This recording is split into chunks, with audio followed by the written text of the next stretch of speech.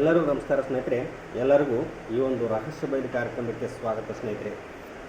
ನಾನಿವತ್ತು ಈ ಒಂದು ರಹಸ್ಯ ಬಯಲು ಕಾರ್ಯಕ್ರಮದಲ್ಲಿ ಮತ್ತೊಂದು ರಹಸ್ಯದ ಬಗ್ಗೆ ನಿಮಗೆ ತಿಳಿಸ್ತಾ ಹೋಗ್ತೀನಿ ಸ್ನೇಹಿತರೆ.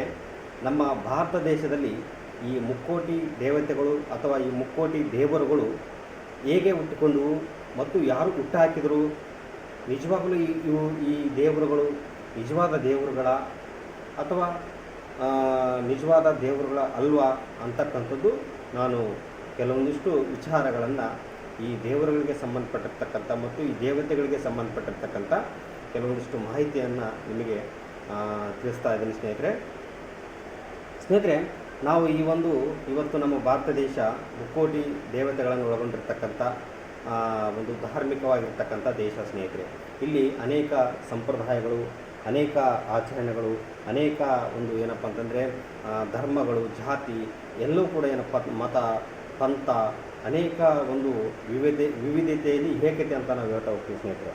ಸೊ ಅನೇಕ ಒಂದು ವ್ಯವಸ್ಥೆ ನಾವು ನೋಡ್ತಾ ಹೋಗ್ತಾ ಇದ್ದೀವಿ ಸ್ನೇಹಿತರೆ. ಅತಿ ಹೆಚ್ಚಾಗಿ ನಮ್ಮ ದೇಶ, ಈ ಭಾರತ ದೇಶ ಅತಿ ಹೆಚ್ಚಾಗಿ ದೇವತೆಗಳನ್ನು ಒಳಗೊಂಡಿರ್ತಕ್ಕಂಥ ಮತ್ತು ಅತಿ ಹೆಚ್ಚು ಧಾರ್ಮಿಕ ಆಚರಣೆಗಳನ್ನು ಒಳಗೊಂಡಿರ್ತಕ್ಕಂಥ ದೇಶವಾಗಿದೆ ಸ್ನೇಹಿತರೆ. ಹಾಗಾದರೆ ಈ ಮುಕ್ಕೋಟಿ ದೇವತೆಗಳನ್ನು ಅಥವಾ ಈ ಮುಕ್ಕೋಟಿ ದೇವರುಗಳನ್ನು ಯಾರು ಹುಟ್ಟಾಕಿದರು ಮತ್ತು ಹೇಗೆ ಹುಟ್ಟಾಕಿದರು ಅಂತಕ್ಕಂಥದ್ದು ವಿಚಾರ ಮಾಡೋದಕ್ಕಿಂತ ಮುಂಚಿತವಾಗಿ ನಾವು ಒಂದು ಇತಿಹಾಸದಲ್ಲಿ ಈ ಶಿಲಾಯುಗಗಳು ಅಂತ ಬರ್ತವೆ ಸ್ನೇಹಿತರೆ. ಅಂದ್ರೆ ಈ ಭೂಮಿ ಹುಟ್ಟಿದ ನಂತರದಲ್ಲಿ ಕೆಲವು ಯುಗಗಳು ಸ್ಟಾರ್ಟ್ ಆಗ್ತವೆ. ಶಿಲಾಯುಗಗಳು ಅಂದರೆ ಮೊದಲನೇ ಶಿಲಾಯುಗ, ಮಧ್ಯಮ ಶಿಲಾಯುಗ ಮತ್ತು ನವಶಿಲಾಯುಗ. ಸೊ ಈ ರೀತಿ ಈ ಮೂರು ರೀತಿಯ ಶಿಲಾಯುಗಗಳು ಹುಟ್ಕೊಳ್ತವೆ. ಸೊ ಮೊದಲನೆಯ ಶಿಲಾಯುಗದಲ್ಲಿ ಮನುಷ್ಯ ಯಾವ ರೀತಿ ಇದ್ದ ಅಂತಕ್ಕಂಥದ್ದು ತಿಳ್ಕೊಳ್ಬೇಕಾಗತ್ತೆ. ಎರಡನೆಯ ಶಿಲಾಯುಗದಲ್ಲಿ ಮನುಷ್ಯ ಯಾವ ರೀತಿ ಇದ್ದ ಅಂತಕ್ಕಂಥ ತಿಳ್ಕೊಳ್ಬೇಕಾಗತ್ತೆ. ಮತ್ತು ಹೊಸ ಶಿಲಾಯುಗದಲ್ಲಿ ಮನುಷ್ಯ ಯಾವ ರೀತಿ ಇದ್ದ ಅಂತಕ್ಕಂಥ ಕೂಡ ತಿಳ್ಕೊಳ್ಬೇಕಾಗತ್ತೆ. ಮೊದಲನೇದಾಗಿ ಮೊದಲನೇ ಅಥವಾ ಹಳೆ ಶಿಲಾಯುಗ ಅಥವಾ ಮೊದಲನೇ ಶಿಲಾಯುಗ ಅಂತ ಹೇಳ್ತೀವಿ ಸ್ನೇಹಿತರೆ. ಮನುಷ್ಯ ಆವತ್ತಿನ ಕಾಲದಲ್ಲಿ ಮಂಗನಂತೆ ವರ್ತನೆ ಮಾಡ್ತಾ ಇದ್ದ, ಪ್ರಾಣಿಗಳಂತೆ ವರ್ತಿಸ್ತಾ ಇದ್ದ, ಪೊದೆಗಳಲ್ಲಿ ವಾಸ ಮಾಡ್ತಾ ಇದ್ದ, ಬಟ್ಟೆಗಳನ್ನೇ ಹಾಕ್ಕೊಳ್ತಾ ಇರಲಿಲ್ಲ, ಅವನಿಗೆ ಬೌದ್ಧಿಕ ಜ್ಞಾನ ಇರಲಿಲ್ಲ. ಸೊ ಇದು ಒಂದು ಕೇವಲ ಗಡ್ಡೆಗನಸುಗಳನ್ನು, ಪ್ರಾಣಿಗಳನ್ನು ಬೇಟೆಯಾಡಿ ಆಹಾರವನ್ನು ಸೇವನೆ ಮಾಡ್ತಾ ಇದ್ದ, ಜೀವನವನ್ನು ಸಾಗಿಸ್ತಾ ಇದ್ದ. ನಂತರದಲ್ಲಿ ಬರೋದು ಮಧ್ಯಮ ಶಿಲಾಯುಗ ಅಂತ ಕರಿತೀವಿ ಸ್ನೇಹಿತರೆ. ಮಧ್ಯಮ ಶಿಲಾಯುಗ ಅಂತಂದರೆ ಒಂದಿಷ್ಟು ಬದಲಾವಣೆ ಆಗಿರ್ತಕ್ಕಂಥದ್ದು. ಅಂದರೆ ಮಾನವನ್ನು ಮುಚ್ಚಿಕೊಳ್ಳೋದಕ್ಕೋಸ್ಕರ ಒಂದಿಷ್ಟು ಮರದ ತಪ್ಪಲಗಳನ್ನು ಕಟ್ಕೊಳ್ತಕ್ಕಂಥದ್ದು, ಪಕ್ಷಿಗಳನ್ನು ಬೇಟೆಯಾಡಿ ಆಹಾರವನ್ನು ಸೇವನೆ ಮಾಡ್ತಕ್ಕಂಥದ್ದು, ಒಂದು ನಿರ್ದಿಷ್ಟವಾಗಿರ್ತಕ್ಕಂಥ ಒಂದು ಮರದಲ್ಲಿ ವಾಸ ಮಾಡ್ತಕ್ಕಂಥದ್ದು, ಈ ರೀತಿ ಒಂದಿಷ್ಟು ಬೆಳವಣಿಗೆ ಆಯಿತು ಸ್ನೇಹಿತರೆ. ನಂತರದಲ್ಲಿ ಹೊಸ ಶಿಲಾಯುಗ ಅಂತ ನಾವು ಹೇಳ್ತಾ ಹೋಗ್ತೀವಿ. ಹೊಸ ಶಿಲಾಯುಗದಲ್ಲಿ ಮನುಷ್ಯ ಸಂಪೂರ್ಣವಾಗಿ ಒಂದು 70% ಬದಲಾಗ್ತಾ ಹೋಗ್ತಾರೆ ಸ್ನೇಹಿತರೆ. ಅಂದರೆ ಒಂದು ನಿರ್ದಿಷ್ಟವಾಗಿರ್ತಕ್ಕಂಥ ಒಂದು ಪ್ಲೇಸಲ್ಲಿ, ಜಾಗದಲ್ಲಿ ಮನೆ ಕಟ್ಕೊಳ್ತಾನೆ, ಗುಡಿಸಲನ್ನು ಕಟ್ಕೊಳ್ತಾನೆ, ಒಂದಿಷ್ಟು ಜ್ಞಾನ ಬರುತ್ತೆ, ತಿಳುವಳಿಕೆ ಬರುತ್ತೆ. ಆಮೇಲೆ ಏನಪ್ಪ ಅಂತಂದರೆ ಬಟ್ಟೆಗಳನ್ನು ಹಾಕಲು ಪ್ರಾರಂಭ ಮಾಡ್ತಾನೆ, ಮನೆ ಕಟ್ಕೊಳ್ತಾನೆ, ಕೃಷಿ ಮಾಡ್ತಾನೆ, ಈ ರೀತಿ ಒಂದಿಷ್ಟು ಬದಲಾವಣೆ ಆಗ್ತಾ ಹೋಗ್ತಾನೆ. ಸೊ ನಂತರದಲ್ಲಿ ಏನಪ್ಪ ಅಂತಂದರೆ ಈ ಮೂರು ಯುಗಗಳು ಮುಗಿದ ನಂತರದಲ್ಲಿ ನಾಗರಿಕತೆ ಸ್ಟಾರ್ಟ್ ಆಗುತ್ತೆ ಸ್ನೇಹಿತರೆ. ನಾಗರಿಕತೆ ಅಂದರೆ ಹರಪ್ಪ ನಾಗರಿಕತೆ, ಮೊಹೆಂಜೊದಾರೋ ನಾಗರಿಕತೆ, ಮೆಸೊಪೊಟೇಮಿಯಾ ನಾಗರಿಕತೆ ಅಂತೇಳಿ ಈ ಮೂರು ರೀತಿಯ ನಾಗರಿಕತೆಗಳನ್ನು ನಾವು ಇತಿಹಾಸದಲ್ಲಿ ಓದ್ತಾ ಇದ್ವಿ. ಸೊ ಈ ನಾಗರಿಕತೆಯಲ್ಲಿ ಮನುಷ್ಯನ ಜೀವನ ಯಾವ ರೀತಿ ಇತ್ತು ಅಂತಕ್ಕಂಥದ್ದು ತಿಳ್ಕೊಳ್ಬೇಕಾಗುತ್ತೆ. ಮೊದಲನೇದಾಗಿ ಏನಪ್ಪ ಅಂತಂದರೆ ಹರಪ್ಪ ನಾಗರಿಕತೆ ಆಗಲಿ, ಮೊಹೆಂಜೊದಾರೋ ನಾಗರಿಕತೆ ಆಗಲಿ, ಮೆಸೊಪೊಟೇಮಿಯಾ ನಾಗರಿಕತೆ ಆಗಲಿ, ಈ ಮೂರು ನಾಗರಿಕತೆಗಳು ಒಂದೇ. ಸೊ ಈ ಮೂರು ನಾಗರಿಕತೆಗಳಲ್ಲಿ ಮನುಷ್ಯನ ಜೀವನ ಯಾವ ರೀತಿ ಇತ್ತು ಅಂತಂದರೆ, ಮನುಷ್ಯ ಸಂಪೂರ್ಣವಾಗಿ ಬೌದ್ಧಿಕ ಶಕ್ತಿಯನ್ನು ಹೊಂದಿದ್ದ, ಬುದ್ಧಿ ತಿಳುವಳಿಕೆ ಹೊಂದಿದ್ದ, ಕಟ್ಟಡಗಳನ್ನು ಕಟ್ಕೊಳ್ತಾ ಇದ್ದ, ಕೃಷಿಯನ್ನು ಮಾಡ್ತಾ ಇದ್ದ, ಪ್ರಾಣಿ ಪಕ್ಷಿಗಳನ್ನು ಸಾಕ್ತಾ ಇದ್ದ, ಅನೇಕ ಬೆಳೆಗಳನ್ನು ಬೆಳೀತಾ ಇದ್ದ. ಸೊ ಆರ್ಥಿಕವಾಗಿ ಸದೃಢ ಆಗಿದ್ದ. ಸೊ ಅಂತಕ್ಕಂಥದ್ದು ನಾವು ಈ ಒಂದು ನಾಗರಿಕತೆಗಳಲ್ಲಿ ಓದ್ತೀವಿ ಸ್ನೇಹಿತರೆ. ಇಷ್ಟು ಮುಗಿತು. ನಂತರದಲ್ಲಿ ಈ ನಾಗರಿಕತೆ ಒಳಗಡೆ ಮನುಷ್ಯ ಧಾರ್ಮಿಕ ಜೀವನ ಅಂದರೆ ಯಾವ ದೇವರುಗಳನ್ನು ಪೂಜೆ ಮಾಡ್ತಾ ಇದ್ದ ಅಂತಕ್ಕಂಥದ್ದು ತಿಳ್ಕೊಳ್ಬೇಕಾದ್ರೆ ಸ್ನೇಹಿತರೆ. ಈ ನಾಗರಿಕತೆಯಲ್ಲಿ ಯಾವ ವ್ಯಕ್ತಿಗಳು ಯಾವ ದೇವರನ್ನ ಪೂಜೆ ಮಾಡ್ತಾ ಇರಲಿಲ್ಲ, ಕೇವಲ ಪ್ರಕೃತಿಯನ್ನು ಪೂಜೆ ಮಾಡ್ತಾಯಿದ್ರು. ಈ ನಾಗರಿಕತೆಗಳ ಒಳಗಡೆ ನಾವು ಧಾರ್ಮಿಕ ಜೀವನ ನೋಡಿದ್ರೆ, ಅವರ ಧಾರ್ಮಿಕ ಜೀವನ ನೋಡಿದ್ರೆ ಈ ಪ್ರಕೃತಿಯ ಆರಾಧನೆ ಅಂತ ಬರುತ್ತೆ. ಅಂದರೆ ಯಾವುದೇ ಮೂರ್ತಿ, ಶಿಲೆ ಏನೂ ಇಲ್ಲ, ಯಾವ ದೇವರು ಇಲ್ಲ, ಕೇವಲ ಪ್ರಕೃತಿ, ಗಿಡ, ಮರ, ಪ್ರಾಣಿ, ಪಕ್ಷಿ, ಭೂಮಿ, ಆಕಾಶ, ಈ ರೀತಿ ಪೂಜೆಯನ್ನು ಮಾಡ್ತಾಯಿದ್ರು. ಸೊ ಅವರವರ ನಂಬಿಕೆ. ಸೊ ಇಲ್ಲಿ ನಾವು ಹೊಲ ಅಂತ ಭೂಮಿ ಅಂತ ಬಂದಾಗ ಅಥವಾ ಜಮೀನು ಅಂತ ಬಂದಾಗ ಯಾಕೆ ಜಮೀನಿಗೆ ಭೂಮಿಗೆ ಪೂಜೆ ಮಾಡ್ತಾರೆ ಅಂತಂದರೆ ಭೂಮಿ ನಮಗೆ ಫಲವನ್ನು ಕೊಡ್ತಾ ಇದೆ, ಫಲವನ್ನು ಕೊಡುತ್ತೆ, ಬೆಳೆಯನ್ನು ಕೊಡುತ್ತೆ, ಆಹಾರವನ್ನು ಕೊಡುತ್ತೆ. ಅದಕ್ಕೋಸ್ಕರ ಭೂಮಿಯನ್ನು ಪೂಜೆ ಮಾಡ್ತಕ್ಕಂಥ ಅವರ ನಂಬಿಕೆ ಇತ್ತು. ಸೊ ಈ ರೀತಿ ಒಂದು ಮನುಷ್ಯ ಒಂದು ಚೌಕಟ್ಟಿನ ಒಳಗಡೆ ತನ್ನ ಸ್ವಯಂ ನಂಬಿಕೆಯಲ್ಲಿ ತನ್ನ ಬದುಕನ್ನು ಸಾಗಿಸ್ತಿರಬೇಕಾದ್ರೆ ಈ ಮುಕ್ಕೋಟಿ ದೇವತೆಗಳು ಉಟ್ಕೊಂಡು ಸ್ನೇಹಿತರೆ. ಅಂದರೆ ಮೊದಲು ದೇವರುಗಳು ಇರಲಿಲ್ಲ. ಮೊದಲು ಫಸ್ಟು ನಾಗರಿಕತೆ ಒಳಗಡೆ ಮನುಷ್ಯ ಈ ಏನು ಪ್ರಕೃತಿನ ಆರಾಧನೆ ಮಾಡ್ತಾ ಇದ್ದ. ಯಾವುದೇ ಗುಡಿ ಗುಂಡಾರಗಳಿರಲಿಲ್ಲ, ಯಾವುದೇ ಮೂರ್ತಿ ಪೂಜೆ ಏನು ದೇವರುಗಳು ಇರಲೇ ಇಲ್ಲ.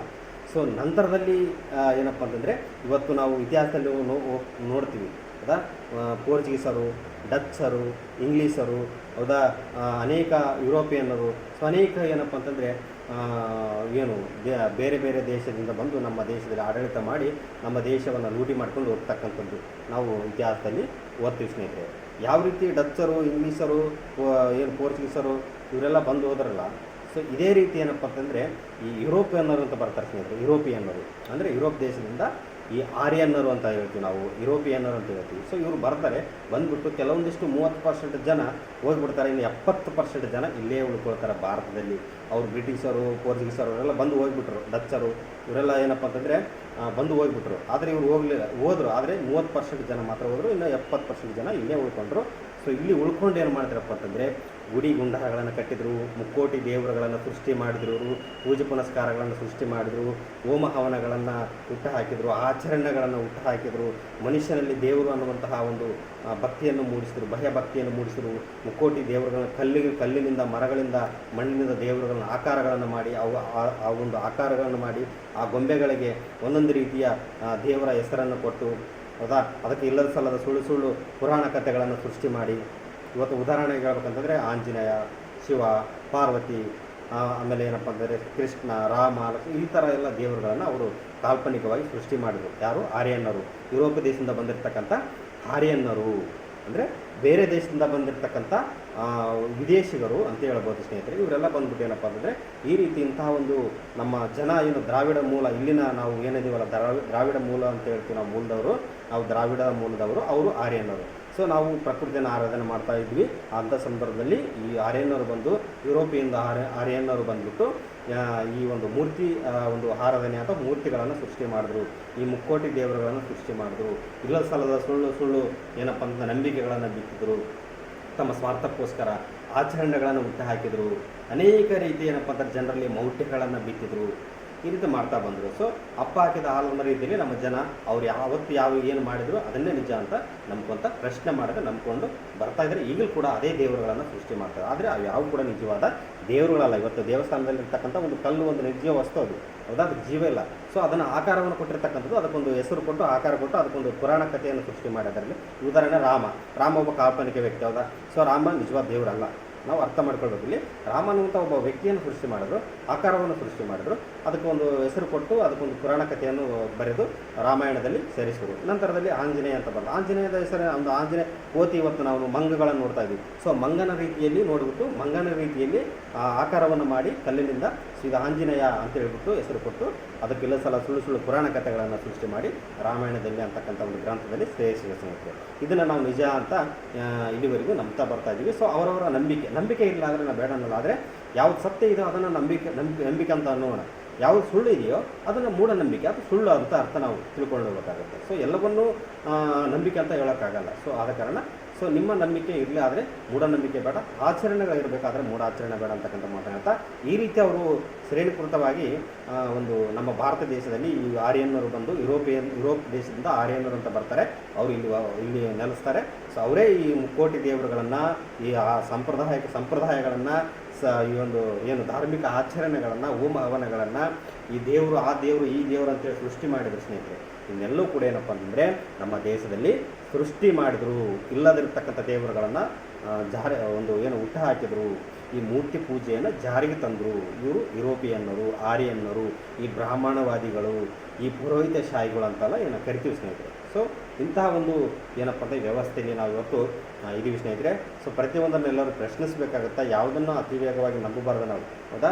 ಸೊ ಈ ದೇವರು ಆ ದೇವರು ಇದು ಪವರ್ಫುಲ್ ಆಫರ್ ಯಾವುದು ಎಲ್ಲ ಸುಳ್ಳು. ನಮ್ಮ ಆತ್ಮವಿಶ್ವಾಸ, ನಮ್ಮಲ್ಲಿರ್ತಕ್ಕಂಥ ಒಂದು ಶಕ್ತಿ, ಈ ಪ್ರಕೃತಿ ಅಂತಕ್ಕಂಥ ಒಂದು ಶಕ್ತಿ ನಮ್ಮಲ್ಲಿದೆ. ಸೊ ನಮ್ಮ ಒಳಗಡೆ ಇದೆ. ಆ ಪ್ರಕೃತಿ ಅನ್ನುವಂತಹ ಒಂದು ಶಕ್ತಿಯೊಂದಿಗೆ ನಾವು ಜೀವಿಸೋಣ. ಸೊ ಪ್ರಕೃತಿಯನ್ನು ನಾವು ಆರಾಧಿಸೋಣ. ಪ್ರಕೃತಿಯನ್ನು ಆರಾಧಿಸೋದು ಪೂಜೆ ಮಾಡುವುದಲ್ಲ, ಪ್ರಕೃತಿಯನ್ನು ಪೂಜೆ ಮಾಡೋದಲ್ಲ, ಪ್ರಕೃತಿನ ಉಳಿಸಬೇಕು, ಬೆಳೆಸಬೇಕು. ಪ್ರಕೃತಿ ನಮ್ಮನ್ನು ಉಳಿಸುತ್ತೆ, ನಮ್ಮನ್ನು ಬೆಳೆಸುತ್ತೆ. ಪ್ರಕೃತಿಗೆ ನಾವು ಯಾವತ್ತು ಕೇಡು ಮಾಡ್ತೀವೋ ಅವತ್ತೇ ನಮಗೆ ಪ್ರಕೃತಿ ನಮಗೆ ಕೇಡು ಮಾಡುತ್ತೆ, ಸರ್ವನಾಶ ಆಗಿ ಹೋಗ್ತೀವಿ ಸ್ನೇಹಿತರೆ. ಸೊ ಆದ ಕಾರಣ ಪ್ರಾಣಿ ಪಕ್ಷಿಗಳನ್ನು, ಜಲ, ನೀರು ಎಲ್ಲವೂ ಕೂಡ ಏನಪ್ಪ ಅಂತಂದರೆ ಎಲ್ಲವೂ ಸಂರಕ್ಷಣೆ ಮಾಡಬೇಕಾಗತ್ತೆ. ನಾವು ಪ್ರಕೃತಿನ ನಾವು ಸಂರಕ್ಷಣೆ ಮಾಡಿದ್ರೆ ಪ್ರಕೃತಿ ನಮ್ಮನ್ನು ಸಂರಕ್ಷಣೆ ಮಾಡ್ತಾ ಅಂತಕ್ಕಂಥ ಮಾತನ್ನು ಹೇಳ್ತಾ, ಎಲ್ಲರೂ ವೈಜ್ಞಾನಿಕವಾಗಿ ಮತ್ತು ವೈಚಾರಿಕವಾಗಿ ನಾವು ಚಿಂತಿಸೋಣ ಅಂತಕ್ಕಂಥ ಮಾತನ್ನು ಹೇಳ್ತಾ ಈ ಒಂದು ರಹಸ್ಯ ಬೇಲಿ ಕಾರ್ಯಕ್ರಮ ಮುಗಿಸ್ತಾ ಇದ್ದರೆ ಎಲ್ಲರಿಗೂ ನಮಸ್ಕಾರ.